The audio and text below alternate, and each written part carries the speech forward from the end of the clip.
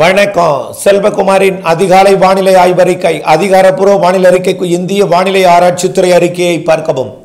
2024 November 23 சனிக்கிழமை அதிகாலை நிலவர பதிவு. தலைப்புச் செய்திகள். தயவுசெய்து காற்று அச்சம் போக்கி வரக்கூடிய ஒரு வார கால சில நாட்கள் தொடர் மழை பொழிவாகவும் பல நாட்கள் கனமழை பொழிவாகவும் ஒரு வாரம் நீடிக்கப் போகிற மழைப்பொழிவு குறித்தான ஆய்வறிக்கை இது. மேலும் அடுத்தடுத்த நிகழ்வுகள் டிசம்பர் 23 வரை மேலும் 2 வலிமையான நிகழ்வுகள் இருக்கிறது என்பதையும் அறிவித்து தொடர்ந்து முன்னெச்சரிக்கையுடன் இருக்குமாறு கேட்டு விரிவான அறிக்கையை சமர்ப்பிக்கிறேன். வங்கக்கடலிலே சுமத்ரா தீவு மற்றும் தெற்கு அந்தமான் கடற்பகுதியில் உருவான காற்று சுழற்சி தொடர்ந்து மேற்கு நோக்கி நகர்ந்து தற்பொழுது தென்மேற்கு வங்கக்கடல் பகுதியில் கிட்டத்தட்ட தெற்கு மத்திய வங்கக்கடல் மற்றும் தென்மேற்கு வங்கக்கடல் பகுதி இணையும் இடத்துல இன்றைக்கு காற்றழுத்த தாழ்வு பகுதியாக உருவெடுக்கிறது. இன்னும் சில மணி நேரங்களிலே இன்று காலைக்குள் உருவெடுக்க இருக்கக்கூடிய இந்த காற்றழுத்த தாழ்வு பகுதி மிக மெல்ல தமிழ்நாட்டின் கரையை நெருங்கி மிக மெல்ல விலகும். அதாவது மெல்ல வந்து மெல்ல விலகும். ஆக நீடித்து நின்ற மழைப்பொழிவை கொடுக்கும். இதனிடையே இலங்கைக்கு தெற்கு பகுதியில் நீடித்து கொண்டிருந்த ஒரு காற்று சுழற்சி இன்றைக்கு குமரி கடற்பகுதிக்கு வர இருக்கிறது. வந்து மீண்டும் அதாவது எட்டி பார்த்து விட்டு திரும்பி போகும்னு சொன்ன அறிக்கை அதே தான்.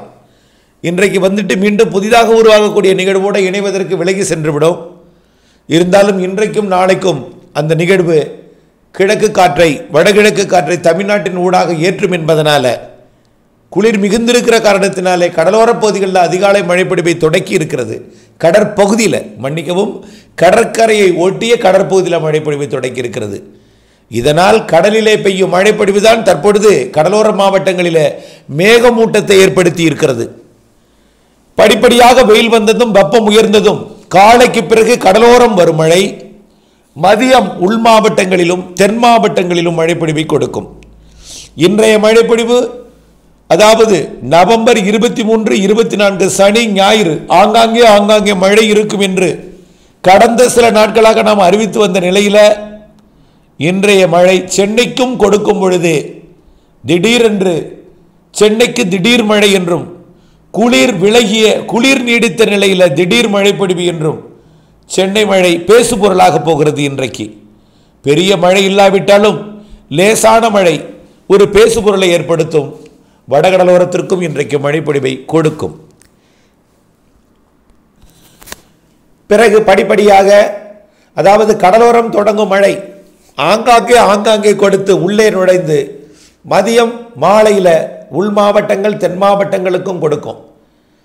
2 நாள் கொடுத்துவிட்டு இந்த மழைப்பொழிவு விலகினாலும் சில மணி நேரங்கள் அதாவது ஒரு அரை நாள் திங்கட்கிழமை முற்பகலில் சில மணி நேரங்கள் விலகி இருந்தாலும் மழைப்பொழிவு இடைவெளி கொடுத்தாலும் விலகி போகிற நிகழ்வு புதிய நிகழ்வோடு இணைந்து காற்றழுத்த தாழ்வு மண்டலம் ஆழ்ந்த காற்றழுத்த தாழ்வு மண்டலமாக அப்பால் இருந்து கொண்டு வெளி சுற்று தமிழ்நாட்டின் தரை மீது பட இரு காற்று இணைவை தமிழ்நாட்டின் கடலோர மாவட்டங்கள் குறிப்பாக முதலிலே டெல்டா மாவட்டங்களில் மழைப்பொழிவை திங்கட்கிழமை காலை தொடக்கும் என்று எதிர்பார்க்கப்படுகிறது.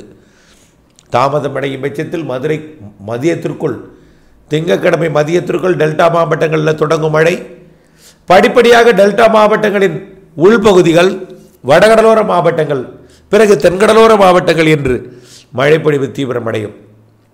முதலிலே இலங்கையில் முதல்ல மழைப்பொழிவை தொடக்கும். அதாவது நாளையே இலங்கைக்கு மழைப்பொழிவை தொடக்கி 24 25 டெல்டா மாவட்டங்கள் அதே நேரத்தில் புதுக்கோட்டை ராமநாதபுரமும் மழை தொடங்கினோம். பிறகு டெல்டாவின் உள்பகுதி பிறகு வடகடலோரம் பிறகு அனைத்து மாவட்டங்களுக்கும் கொஞ்சம் கொஞ்சமாக முன்னேறும். எப்பொழுது எங்கே மழை தொடங்கியதோ அந்த நேரத்திலிருந்து நிகழ்வு வெளியாகி முற்றிலுமாக விலகக்கூடிய நாள் என்பது டிசம்பர் 3 ஆக டிசம்பர் 3 வரைக்கும் மழைப்பொழிவு நீடிக்கும். நிகழ்வு விலகினாலும் கிழக்கு காற்று வந்து கொண்டே இருக்கும். 29, 30 அரபிக்கடல் நோக்கி நகர்ந்தாலும் 1, 2, 3 கிழக்கு காற்றால் மழைப்பொழிவு கொடுத்து கொண்டே இருக்கும். ஆக நிகழ்வானது முதலில் இலங்கைக்கு மிக நெருக்கமாக வரும்.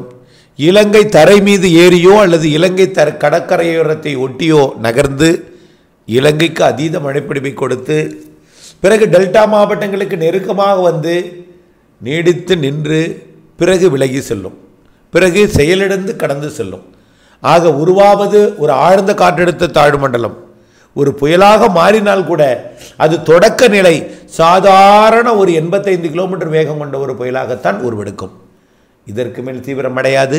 அப்படியே அது உருவானாலும் தமிழ்நாடு கரை கடக்க நெருங்கும் பொழுது செயலிழந்துவிடும். காற்றழுத்த தாழ்வு மண்டலமாகத்தான் கடக்கும், அல்லது நன்கமைந்த காற்றழுத்த தாழ்வு பகுதியாக உள்ளே நகர்ந்து அனைத்து மாவட்டங்களுக்கும் தொடர் மழைப்பொழிவு, தொடர் கனமழைப்பொழிவு, அவ்வப்பொழுது மிக கனமழைப்பொழிவு, ஆங்காங்கே அதீத மழைப்பொழிவு எல்லாம் வரக்கூடிய திங்கட்கிழமைக்கு மேல் ஒரு வாரம் நிகழ இருக்கிறது என்பதை தெரியப்படுத்த விரும்புகிறேன். நிகழ்வு கரை கடக்கும் இடம் நாம் கருத்தில் கொள்ள தேவையில்லை. காரணம், நிகழ்வு கரையை நெருங்கியதுமே ஒரு பரந்த வடிவிலே செயலிழந்து நீடிக்கும். காற்று குவிதல் தான் அனைத்து மாவட்டங்களுக்கும் மழைப்பொழிவை ஏற்படுத்தும். திருவள்ளூர் மாவட்டம் தொடங்கி கன்னியாகுமரி மாவட்டம் வரைக்கும், உள்ளே நீலகிரி கிருஷ்ணகிரி வரைக்கும், ஏன் அதையும் தாண்டி ஆந்திர பிரதேசம், கர்நாடகா, கேரளாவுக்கும் மழைப்பொழிவை, புதுச்சேரி, காரைக்கால், மாஹே, ஏனாம் உட்பட அனைத்து தென் மாநிலங்களுக்கும் சிறப்பானது ஒரு மழைப்பொழிவை அந்த நிகழ்வு கொடுக்க போகிறது. மழைப்பொழிவில் முதலிடம் பிடிக்கும் மாவட்டம் டெல்டா மாவட்டங்கள் ஆகும்.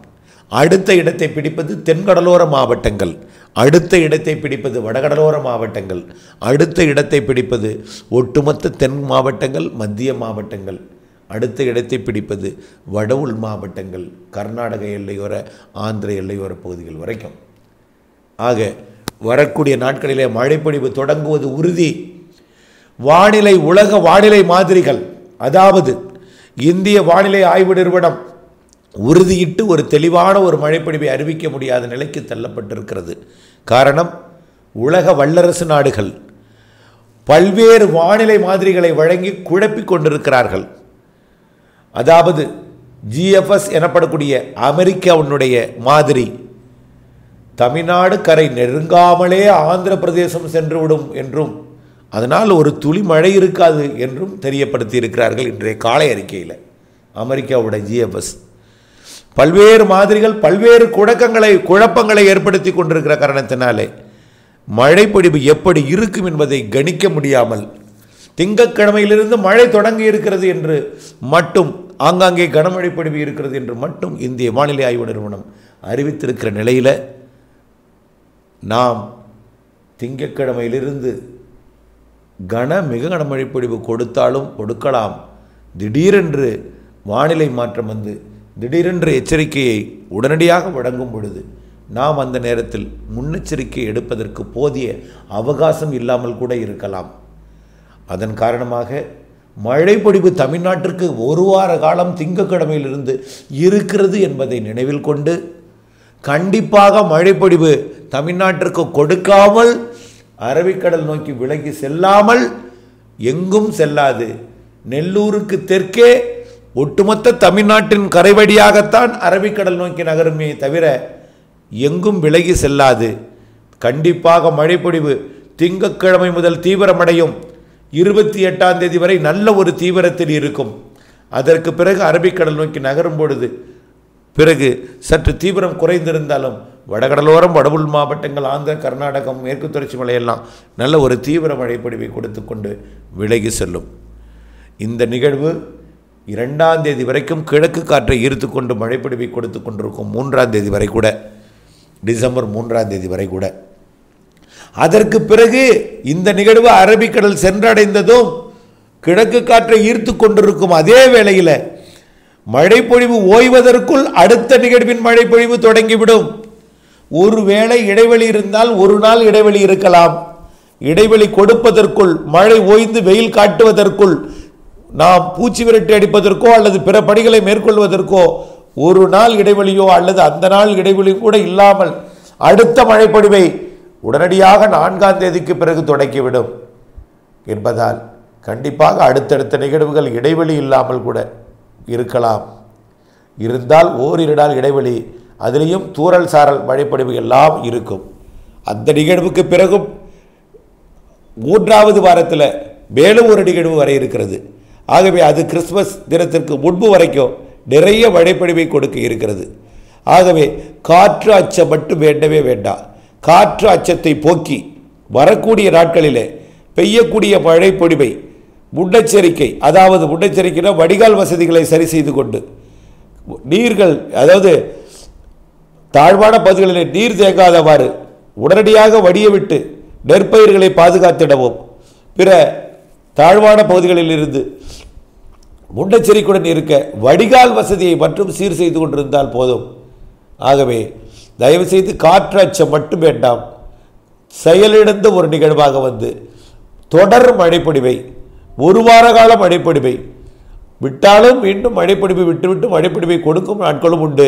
தொடர்ச்சியாக 2-3 நாட்கள் மழைப்பொழிவை கொடுத்து கொண்டே இருக்கவும் வாய்ப்பிருக்கிற இந்த அமைப்பு நிறைய மழைப்பொழிவை தரப்போகிறது என்பதை நினைவில் கொண்டு வானிலை மாறுதல் துல்லியம் அறிந்து திட்டமிட்ட வேளாண்மை செய்ய, திட்டமிட்ட பிற பணி செய்ய வானிலை ஆய்வறிக்கையுடன் இணைந்திருந்து லாபமடைய அன்போடு கேட்டுக்கொள்கிறேன். நன்றி.